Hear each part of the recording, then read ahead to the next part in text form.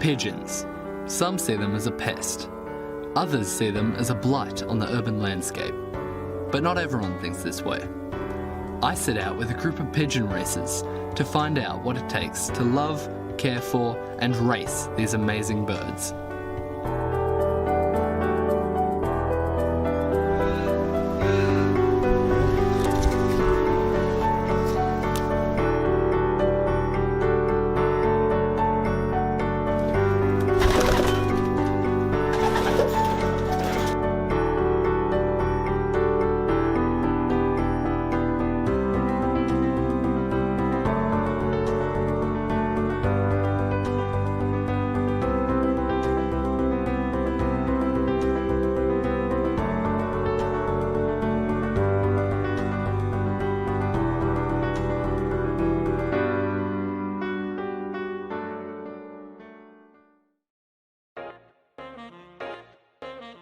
The night before the race, the pigeons were brought to the pigeon racing clubhouse. Here, we were shown the steps involved to get the pigeons ready for the race day.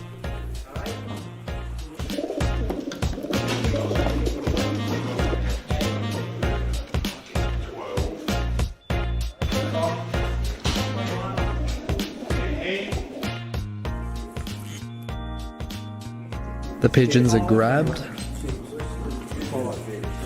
they're scanned, checked off, and then basketed.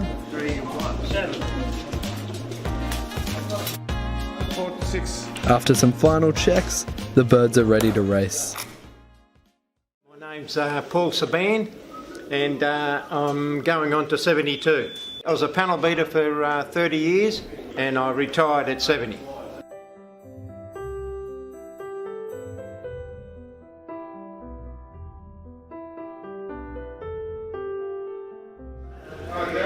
When we first started, you've got to remember there was not like, 6 o'clock, everything closed. There was no, now the kids go out at midnight, compared to years ago, and they've got so many other things to do now. It's been, I've seen a lot of changes in pigeon racing, funny, I always look at the funny parts, that went on in life, and, repetition, the same thing every day, makes a little bit of difference,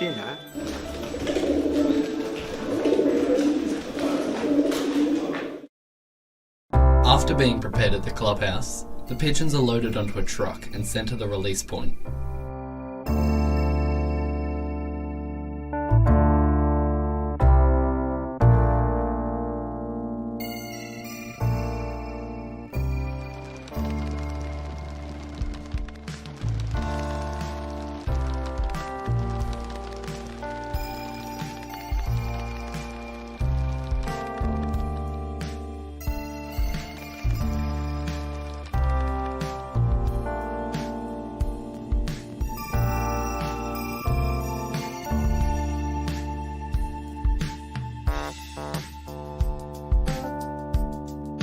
The birds were released from the small Victorian town of Witchyproof. From there, they travelled the 300-kilometre journey to Melbourne. Back at home, the racers waited anxiously for their pigeons to cross the horizon.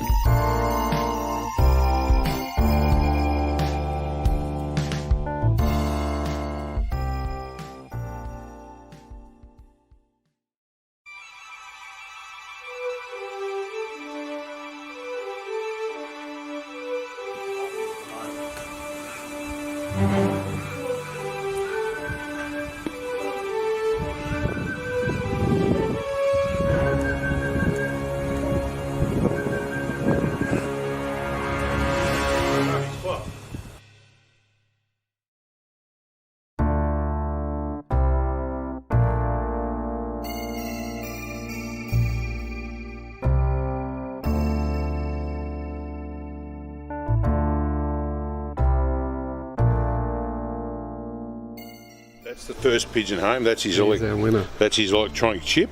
Yep. And I don't know whether your camera will pick it up, but we said on the clock the first pigeon home was 6212, and if you look at that there, it's 6212.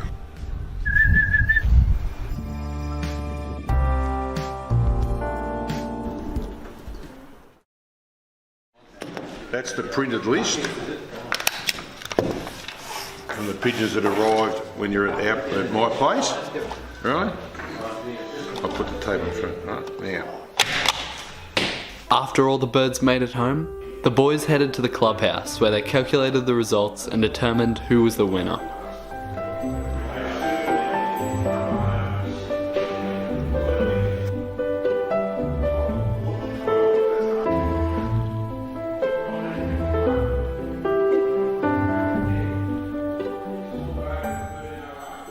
Greg Edwards, 55.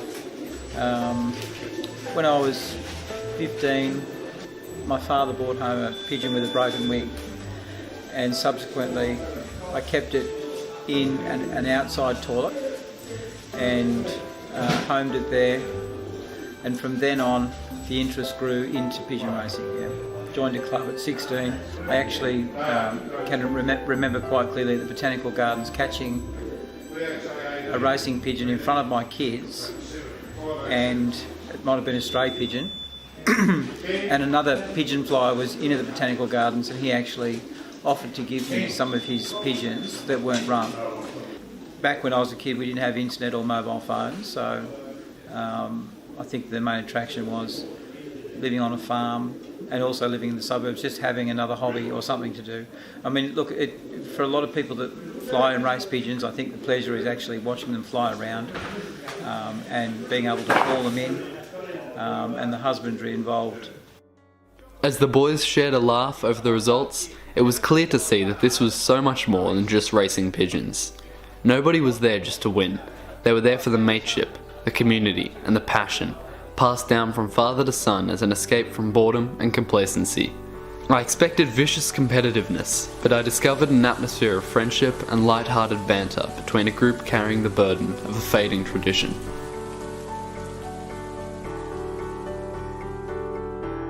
No, that's it. No more work.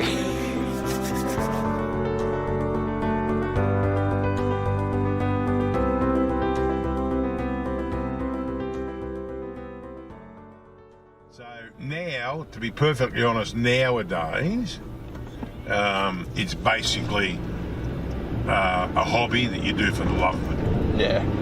Yeah, I see. But not even so